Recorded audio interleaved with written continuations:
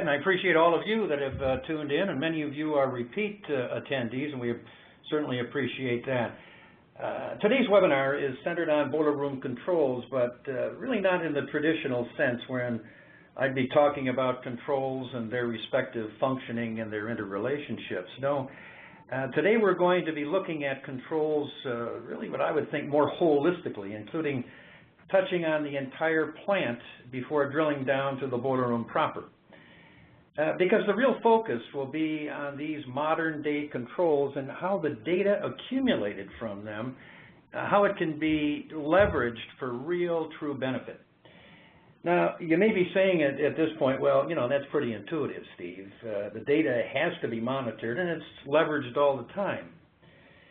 Well, you know, in actuality and reality, it really isn't, because many facility people and operators don't fully understand or appreciate the correlations with the data and how, when applied, can save energy and also sustain our finite resources while also improving, you know, your uptime, the safety, and also the safety within the facility. So here's what we'll be covering today. Plant automation evolution. I'm going to touch on that just a little bit, and then monitoring control points. We'll then talk a bit about SCADA, the what, the how, and the why. Then the industrial process control system, the ICS, and how this links to the boiler room. And then we'll follow up and close with the leveraging the automated boiler control data for facility optimization. Now, I said we were going to start with a brief review of the evolution of plant automation and monitoring. And you know, this is pretty much what I encountered when I first started getting into boiler rooms and control rooms about 45 or actually 50 years ago. And you know, there's still some of those just like this out there today. And it's what is referred to as the boiler turbine boards and consoles, and including panels populated with various indicators and gauges. You'd also find manual auto stations, which allow the operators to individually access various control elements, and that would include strip or circular recording charts for documenting various pieces of data, such as pressures, the temperatures, draft possibly, and all those kinds of things. And then writing this information into manual logs or just filing the strip charts or the circular charts into a file. Technology then started to advance, I would say, in the 1970s with the advent of the direct digital control, or DDC, control systems, which offered graphical interfaces which really mimicked the boiler turbine panel we just looked at, but offering easy-to-read digital displays. Now, the problem was that the operators were only able to view a small number of plant variables at one time, therefore not able to get a complete feel of the plant's its overall operation.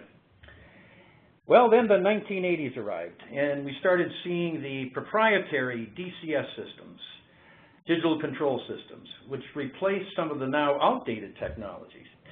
Now, DCS systems offered expanded information and larger displays which better reflected the operator's tasks and duties. They were now able to see historical information, and its trending capability gave them a better understanding and grasp of the process and the facility's dynamics.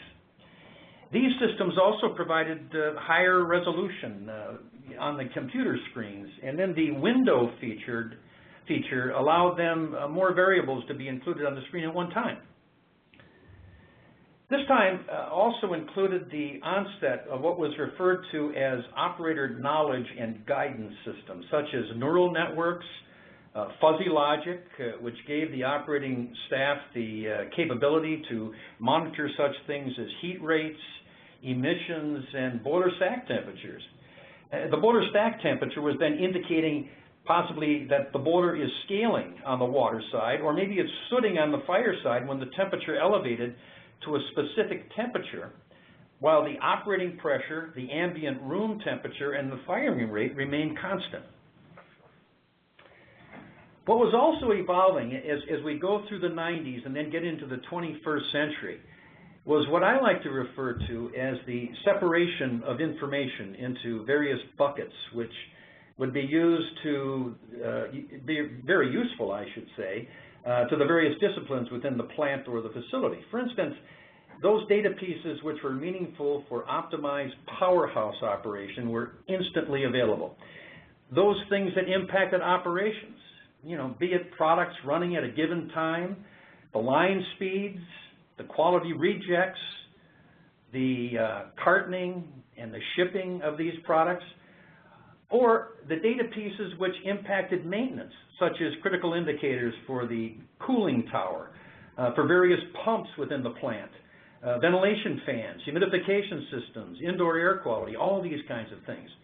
Now it was possible for the facility to view its operation in a holistic fashion and then leverage the information for improved efficiency overall, not just in one area.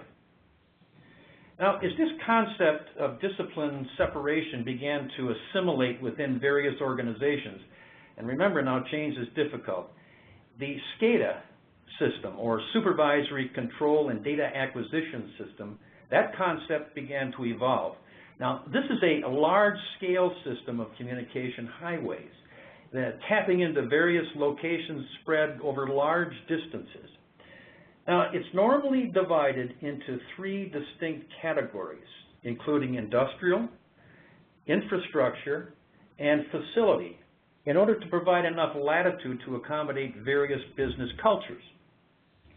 Now, for our purposes today, we're going to zero in on the industrial piece, looking at the industrial control system, which normally encompasses those areas I just mentioned, manufacturing, maintenance, and power generation. And power generation, or the boiler room, is of course our specific focus for this session. So let's go there and see how automation is impacting that area of the facility specifically. When we look at the boiler room and then consider those areas within it which impact efficiency, sustainability, reliability, and safety, we need to consider a number of pieces of equipment. Certainly the boiler, but also its burner, the boiler feed equipment, the water softener, the dealkalizer, the chemical feed system, the economizer, just to mention the major ones. These all impact the facility's efficient operation, and I don't just mean fuel spend, and need to be properly controlled and monitored, with today's automation playing a significant role. We'll begin with the burner and those general areas which impact its operation. That is the burner management system and the combustion control system. Now, the burner management system is also many times referred to as the flame safeguard or programmer, because it's the device housed within the boiler's control panel, which is integrally wired into the circuitry to provide proper burner sequencing, monitoring, and lockout should the safe operation of the burner be compromised. It, too, as you can see, has evolved over the years from a tube type to electromechanical, then solid state, and that before evolving into the microprocessor based. But in all of its iterations, it still provided and provides the same basic functions. And those functions are what you see on the screen now. It manages the burner control and safety. It monitors. It proves pre-ignition interlocks. In other words, the proof of closure switch on a gas valve. It proves the burner blower motor is on. In other words, we've got combustion air. It proves that. It proves running interlocks and starts the burner cycle. In other words, it makes sure that we've got water in the boiler, all the running interlocks are closed and made. Otherwise, you do not advance. And then it starts the burner cycle. It proves pre-purge high and low limit. In other words, I've got adequate combustion air flowing through that furnace before I ignite, and then I'm at low fire before I begin my ignition sequence. It proves pilot flame. It proves the main flame. And it displays any burner-related alarms and forces automatic shutdown of the burner requiring manual reset. In other words, if we go out on a low water cutoff and the auxiliary trips, that's got to be manually reset. That's all monitored and controlled by your burner sequencing controller manager, the programmer or flame safeguard, as I mentioned. Or if we go out on high limit, that also has to be manually reset or you don't restart. So that's the burner management system. And then we have, what you see here now, the combustion control system, which includes those items on the screen. It's either got a traditional jackshaft control, as you see, or it might have parallel positioning with independent actuators controlling both the fuel and air. You could have O2 trim system. Well, I also mentioned that you could be cross-limited with your parallel positioning with cross-limiting. That means that the air, your fuel is always following air to keep you safe. You could have O2 trim included in the combustion control system. You could have the FGR, flue gas recirculation damper control, tied into this system if you're trying to control your NOx at a low level. Variable speed drive could be tied in. This is all part of your combustion control system. The draft control could be integrated. Feedwater control, lead lag control when you have more than one boiler and you're sequencing those on and off. And then full metered control of both fuel and air. All that is combustion, part of your combustion control system. All right, this is all well and good, but as far as combustion control and other monitoring going on, which impacts the boiler room operation, how do we reach out and get this information? Well, you know, that's what you see on the screen now. We have various devices which are needed to acquire and send data through a communication highway or a computer bus network. Now, as far as the devices themselves are concerned, the transducer is a device which converts one form of energy to another, let's say heat, to a millivolt signal. The thermistor is a type of resistor whose resistance varies greatly with temperature, much more than other standard resistors. Then we have the traditional thermocouple, which converts temperature to a low voltage signal. We also have the RTD, which again is a temperature sensor converting those variances in temperature with variances in resistance, which is measured in ohms, and then converts this to an electrical impulse such as a 4 to 20 milliamp signal or a 0 to 10 volt signal. These RTDs are slowly replacing thermocouples. And lastly, we have the transmitter, a telemetry device for converting measurements from a sensor into a signal and then sending that signal through wires to a receiver such as a controller or a display. Now, as an example, here you see flow meters for both water and steam, which measure forces produced by a flowing stream as it overcomes a known constriction, such as an orifice, to indirectly calculate flow. Or the flow measurement is a result of a specific velocity over a specific area.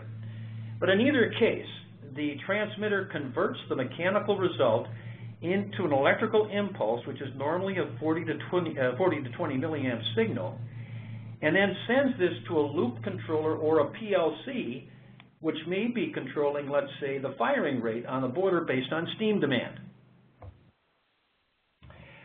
Okay, so now we have these signals coming from various sensors and transmitters across specific channels or highways. Let's now look more closely at where they go. And the two very common receivers we'll be looking at today, and as I just mentioned, are the loop controllers and the PLC or programmable logic control platforms. Now, here is what you see on the screen now are loop controllers serving various operating functions in and around the boiler. Now, these are excellent devices and serve a very useful purpose in controlling and monitoring many functions. But they do have many disadvantages, which you can also see. First of all, they're individual components with no interrelationship with the other controllers. They require a separate panel for mounting, and then considerable factory and field wiring for interconnectivity, to say nothing about the tuning expertise that will be required in the field. Now, contrast this with the PLC-based system, which has all the functions I just showed you, neatly wrapped, however, into one complete package, all pre-programmed and wired at the factory. For instance, Through a PLC-based master panel, multiple boilers can be appropriately monitored and staged online to satisfy any varying load condition. Now, it's referred to as lead lag control and can include such features as automatic boiler rotation, equal runtime on the boilers, lead lag modulation of the boiler's burner, or unison firing, where they all fire at the same rate once they've come up to temperature. The other feature which may be incorporated in the PLC package may be oxygen trim, where we're trimming either fuel or air to maintain the proper fuel-air ratio. That would be depending upon the varying climatic conditions. Or maybe we are incorporating parallel positioning of the fuel-air mixing devices using independent actuators and possibly including variable speed drive on the combustion air fan motor. Or maybe we have an automatic draft control. That would be incorporated into the PLC logic, which automatically adjusts the draft in response to changing conditions in the stack and breaching. Or we have modulating feedwater control based on steam demand and reduced or increased firing rate. And we want to incorporate and monitor that for chemical treatment assessment purposes. I mean, the possibilities are endless. And they just require the knowledge of need on the part of the owner, and then couple this with knowledgeable suppliers who understand the need and can supply the software and hardware required to do the job. And by knowledgeable, I mean a supplier who not only understands the engineering from the electromechanical perspective, but also the code and standard requirements, which, if violated, can adversely affect the customer. You know, things like understanding the NFPA 85 standards, which state very clearly that the burner management system and combustion control systems must be separated, though they can be integrated into the common PLC platform. Okay, so we have an industrial control system in place, and we're concentrating on the boiler room. And most systems we're seeing today are PLC-based platforms. So we'll look at those and start with the typical status overview screen that we will find with these PLC platforms. It starts with the boiler ID, which is the boiler number that would be assigned by the customer, and then its serial number. It also includes its runtime in hours and the number of cycles during that period. Very important. You'll also find other very useful information, such as the fuel being burned, the combustion air temperature, the oxygen level, the stack temperature, the operating pressure, the firing rate, the feedwater temperature, all of these things, all very, very useful pieces of information, and we'll be talking about them again in a few minutes. You'll also find some control buttons at the bottom of the overview screen, which will allow you to toggle to individual screens, such as the burner management screen. This shows you the status of all the running interlocks, and if there is a failure, which circuit or the terminal number, which one failed, totally expediting fault diagnosis and mitigating downtime. These faults are also stored and can be easily pulled up and documented for prevent maintenance reasons in the future. You can also call up the firing rate control screen, which is the setting of the modulating control on the boiler and spans a range which is within the burner's turn-down capability. Now, note in this case on the screen, the burner is operating at about 25%, so it's in low fire, and it's rating at sea level. And it's got O2 trim, so it also includes that particular value on the screen as well. In this particular case, it's 6% at low fire. Again, all very useful information that can be called up. Okay, now we have a very intelligent system. It's giving us all sorts of useful information. So what do I do with it? How do I leverage it? For example, we can get various boiler pressure points, such as the draft pressure, the steam pressure, the feedwater pressure, my fuel pressures, and my combustion air wind box pressure. Or we can retrieve flow data, such as fuel flow from, that could either be gaseous or liquid. We can get our combustion airflow, our steam flow, our continuous blowdown flow for controlling the TDS levels in the boiler water. Our blowdown heat recovery flow and our feedwater flow are all measurable and very important data pieces. And then there's a closer look at the boiler's feedwater, showing things like condensate return, flash steam recovery, deaerator and surge tank drum levels and pressures, and the boiler feed pump pressures. And then lastly for this discussion, we have other relevant temperature data pieces which are critical when evaluating boiler efficiency, such as the economizer inlet and outlet temperatures, both on the fire side and the water side, feed water temperatures and boiler water temperatures, oil temperature if you're burning heavy oil, the outdoor temperature, and of course the indoor temperature.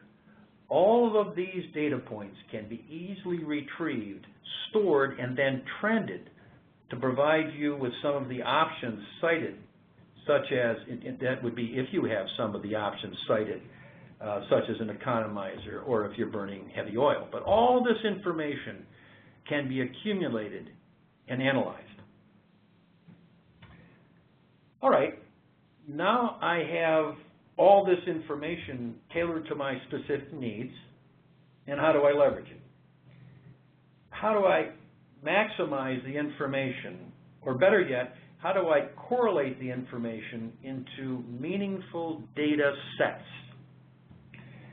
Now, last month during our webinar covering the proper boiler room assessments, we covered the subject by using the 4 cornerstones as our basis for achieving total optimization in a process facility.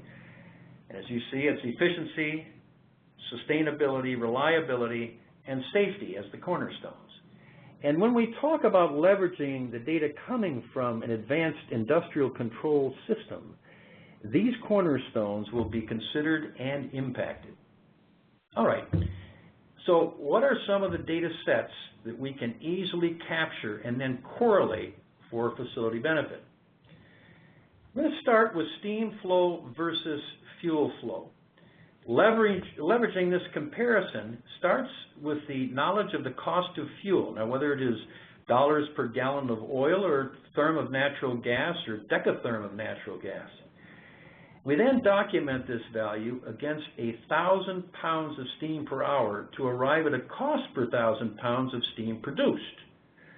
Now, we can then go out into the system and look for energy losses. Losses like steam traps blowing through or not operating properly, pipes which aren't insulated, or steam leaks.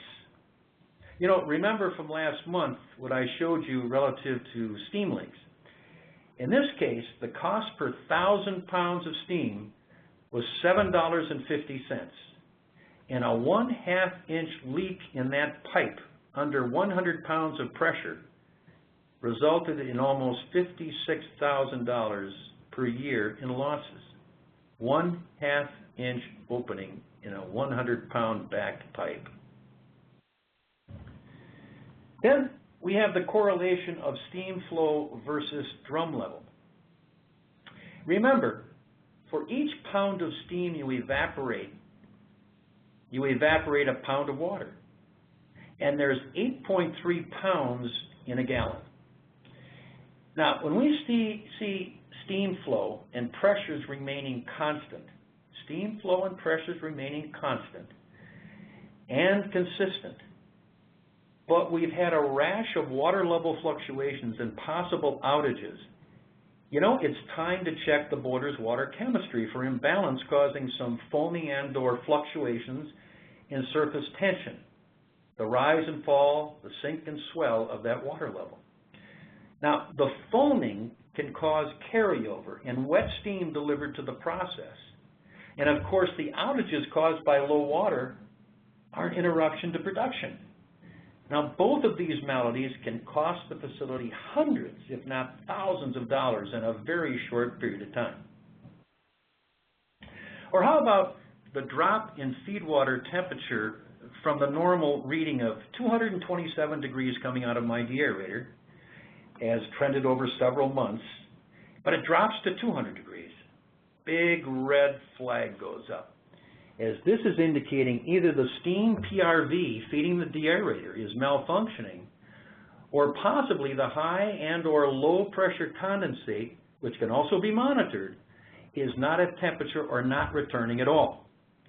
In any case, this is a significant energy loss, as for every 10-degree drop in our feedwater temperature, we lose 1%. So in this case, in this scenario, we've lost over 2%. Then there's the case where we have steam flow at normal levels, but the pressure in the header is decaying at unpredictable times. Steam flow at normal levels, but the pressure in the header is decaying at unpredictable times. You know, we had a situation like this with one of our customers. And after several trials and error with changes to many of the boiler's operating set points and parameters, by the way, they had a lead lag system with PLC-based controls on the boilers, steam and water flow meters were installed in the system and tied into their industrial control system. Bingo, the answer. Someone wasn't following procedures and indiscriminately performed CIP during heavy production periods. This instantaneous steam demand caused the pressure to drop, robbing valued steam from production, costing significant product loss. Now here's another very important data comparison. Stack temperature versus operating pressure and firing rate. Stack temperature versus operating pressure and firing rate. Okay, these are the base points. Keep that in mind. These data points should be gathered, stored, and routinely evaluated. Because depending on the turn down of the burner, say it's a 4-to-1 or a 10-to-1 turn down, each firing point should deliver a consistent efficiency if the operating pressure is the same, the burner is in tune, and the boiler is clean on the fire side and the water side. Then, for every 40-degree increase over that particular data point, increase in stack temperature, we lose 1% in efficiency. Note the red arrows, with everything remaining constant except the stack temperature. You can see we've gone from 300 net to 340 net, and we've lost 1%, 82.3 versus 81.3.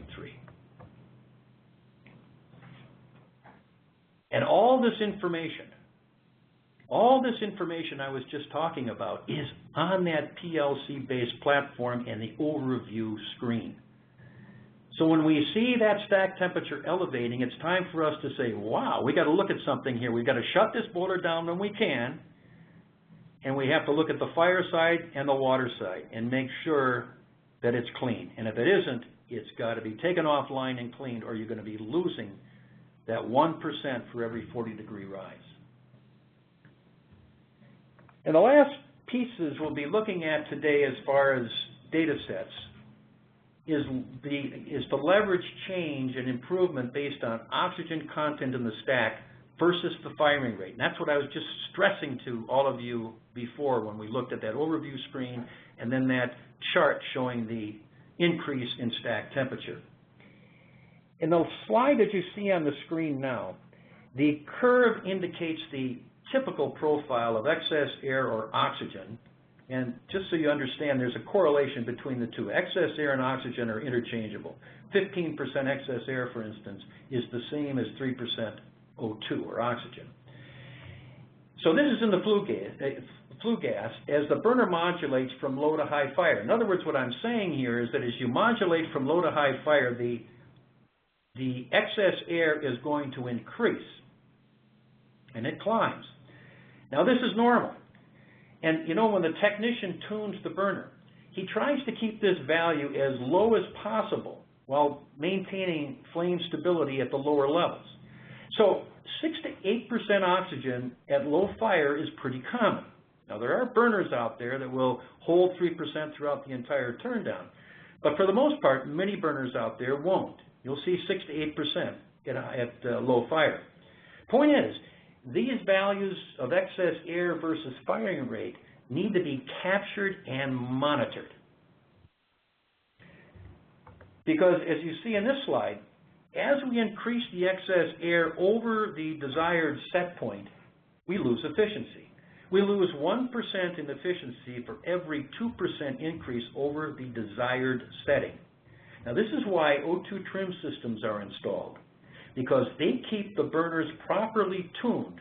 They're not going to tune your burner, but if it's properly tuned, it keeps the fuel-air ratio in check when there are climatic condition changes. And conditions change, as you can see in this slide, with ambient air variances.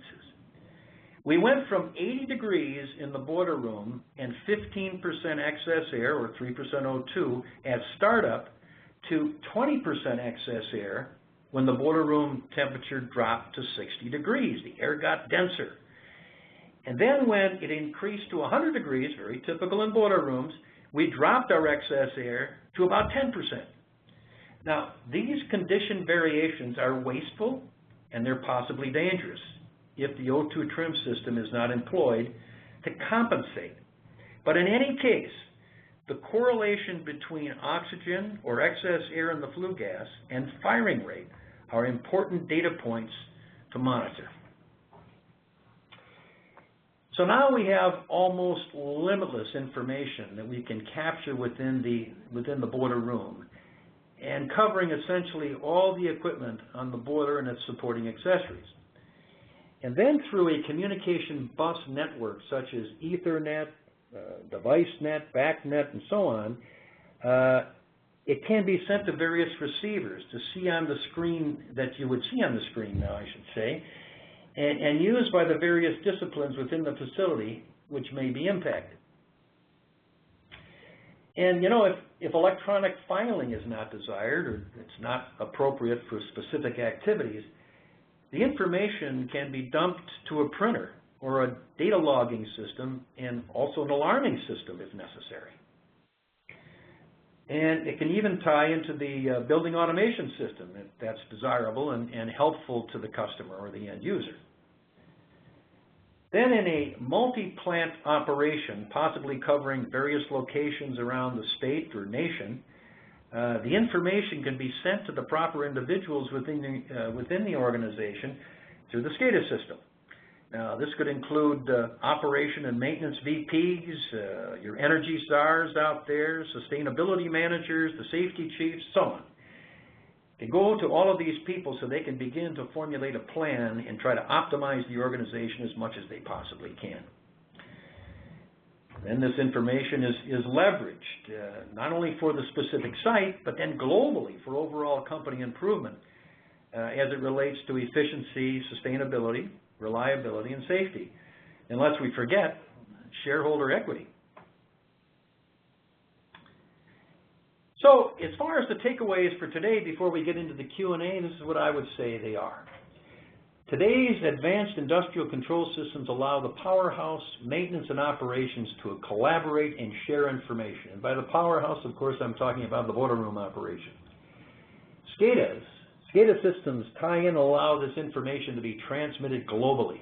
So now we've got a very holistic global view of what's going on as far as our energy conservation is concerned, the reliability of our plants, the sustainability of the finite resources, and of course the safety within our facilities. The burner management system controls and sequences the burner. That's what it does. The combustion control system controls other related functions such as fuel and air metering, feedwater metering, draft control, motor speeds, and so on.